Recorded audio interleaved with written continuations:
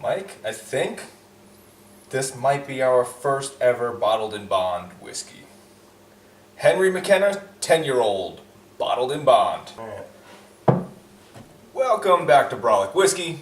I'm Metahuman Dave. And I'm scared. That's 100 proof? Are you serious? Yes, Mike. We are dealing with bottled in bond, Oh. Henry McKenna, You just said nothing about 10-year-old, 100 proof. which you'll learn a little bit about what bottled in bond means throughout this video. Alright. Fresh, brand new bottle. The mash bill on this, Mike, 75% corn, 13% rye, and 12% malted barley. Wow, Smells nice. That's much different than I'm used to. And bottled in bond. While you sniff through it, quickly talk what bottled in bond is. Just brief synopsis. It's basically, it means it's a product of one distillation season under one distiller at that distillery.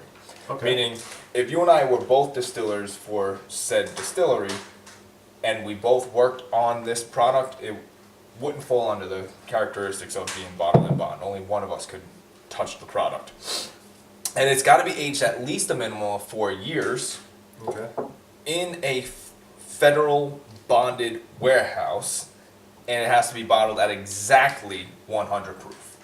Mike's standing up now. This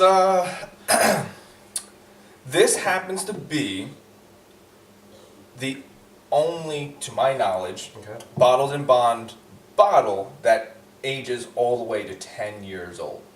So this is the oldest bottle in bond That you know I'm of. aware of. Okay. So if you know of any that and you're mad right now, like, oh my god, how do you not know this one? Leave it down in the comment box right now. Yeah. Or just yell at the TV. Really. Yell at your monitor, yell at your phone. Right? Do all the hating. Yeah. So there really is such a thing as a federally bonded warehouse for whiskey. Mm-hmm. All right. All right. This whiskey stuff is pretty intense. Well, if you remember when we first did our Wild Turkey 101, I mentioned why they came up with the 101, and it was because they're one better than everyone else that was doing bottled in bond. But this is a very budget-friendly bottle that has quite an age statement for Yeah. 10 years old and being inexpensive. So you think it's probably what, 45, 50 bucks? It's, alright, so for instance, Top Shelf Wine and Spirits, they normally sell it for 40 bucks. Okay. Right now, they're actually running a promotion, so it's, I believe, $32 or $33, somewhere in that ballpark. Not to mention free shipping right now, because they're crazy. And the Brolic 2 gets you a little discount. Gotcha. Well, let's talk about the whiskey then. I'm sure Yeah. people want to hear about that. So on the nose, and again, I come up with some strange notes. It smells like a leafy vegetable to me. Like, Leafy vegetable. like Crayola and leafy vegetable to me. You and that crayon, I get this, and I'm gets it gonna on guess. almost everything. Not on everything. It's just a rye, right? There's some rye in here. It's 13% rye, but it's mostly corn, so it's a bourbon. Oh, this okay. It's mostly I still smell that crayon waxiness to it. okay. But the weird leafy vegetable thing, like lettuce, cabbage, spinach type, I don't know where that's coming from. Me neither. But I'm not getting it. I've taken 3 or 2 sniffs of it, and I keep getting it. 3 or 2. You do the math. Oh, no thanks. We're on vacation. You do the math. You do it. So this is a single barrel whiskey. 100 proof already. Huh? Single barrel, which means that Okay. in theory, every time you buy a Henry McKenna, there could be some slight difference in flavor Okay. off of every one you have. So let's just give the people at home the barrel number and when it was barreled. So this was barrel number 5647, and it was barreled on 8/19/08. Okay. So, single barrel and bottled in bond, 10-year-old age for sub 40. Okay. It's definitely a budget friendly It is. bourbon. But It does kind of have your quintessential bourbon flavors. It's nothing that's standing out like, hey, this is a new note, this is a new note. But it's not real sweet to me. really, I am getting a little on the sweet side with this. I think how much? What is the rye thing on this? Where's your rye? 13%. 13%. Okay, so that must be getting because I'm getting something a little spicy. There's something in here, but I don't. Not much sweetness at all. It's not bad. It has a real nice, clean taste to it. If you're a bourbon fan, there's no way you're not going to like this. So let's make it real quick. It's a standard quintessential bourbon. It's a bold statement. You got some big testicles to pull this off, bro. Sometimes you gotta get bold. I'm not blown away by it in any way, shape, or form, but I'm not offended by it. I'm not a huge bourbon fan, as we've said many times, unless it's a cash strength bourbon. Those are usually the way that I go with for my bourbons, but for 30, 40 bucks, I would say this is definitely a friendly drinker. Yeah. Nothing that blows me away, but if I'm just going to throw a score out there, I'm going to hit it in the mid to high sixes, so maybe like a 6.7.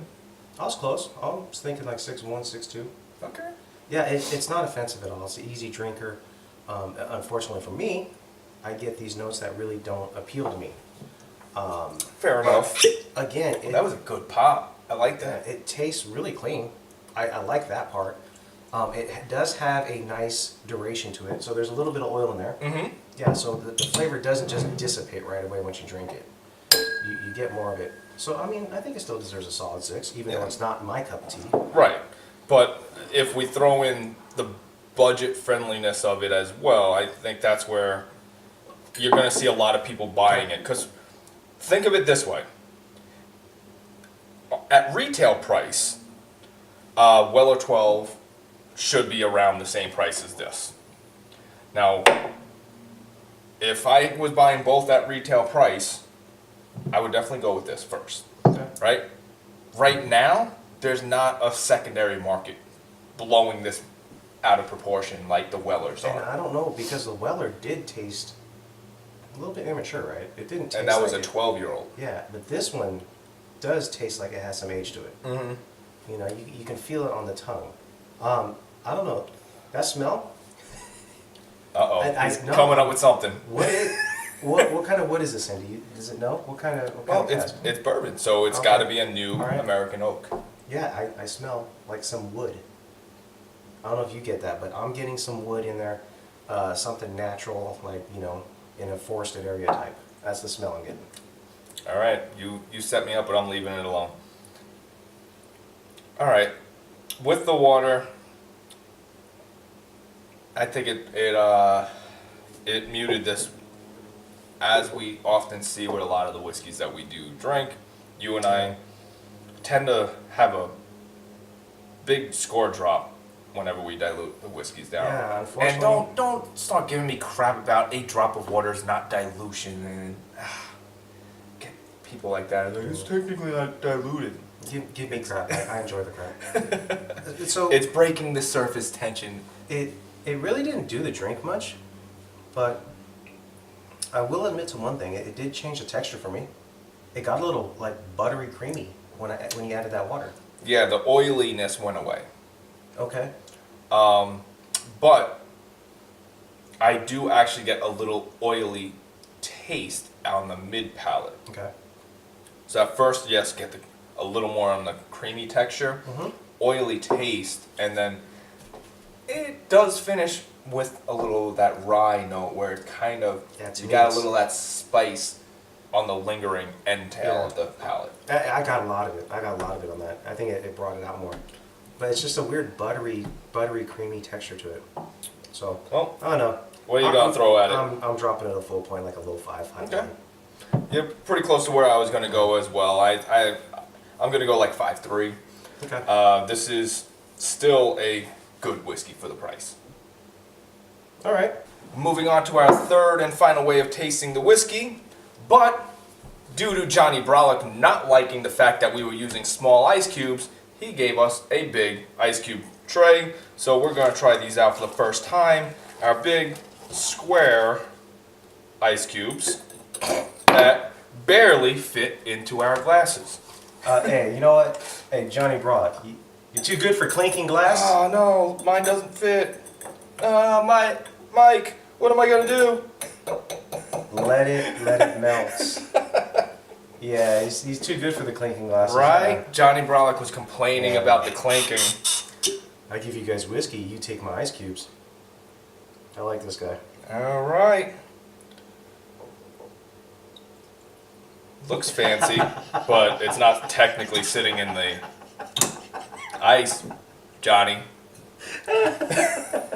Sometimes it doesn't work out. Oh, look at that. Oh, mine fell. There we go. Look at that. Yeah. Too good for the ice cream. Too good for it, aren't you? Well, look at the oiliness, though. Like, all over the glass, even with the ice. Well, yeah, yours spread out a lot more, but yeah. Well, third and final way. Let's see what it tastes like with our new giant ice cube. Jesus. How sweet is that? Sweet tarts. Yeah. Like berries. Like blueberries, raspberries. Wow. Okay. Did you say snozberries? Snozberries. I did say that. So that's a good one. Mmm. I think I like it. Mmm. Mike doesn't seem to like it. No. It smells really good. It just got really weak, and to be honest with you, it tastes like when you go to some bougie place and they put a cucumber in your water. That's what it tastes like to me, cucumber water. Yeah. So Mike's obviously knocking it down a few notches. Mmm. He's saying all these sounds, but his words don't say Mmm. No, it's not it's Oh. Yeah. That's a shame. Yeah, it smells fantastic though. It's interesting. Nothing that I can really pinpoint and give you like distinctive tasting notes on it, but Oh, there's that rye. Mike, we've learned, hates rye. We were even at a meetup yesterday that had some rare ryes, and he hated everything. What is that aftertaste? I don't know. I'm not getting a harsh aftertaste. That's why I was saying I think it's kind of decent. No, I'm not enjoying this at all. I mean, it smells like the blueberries, and it smells like blackberries. It smells very berry, but it tastes like dingleberry. This is, yeah.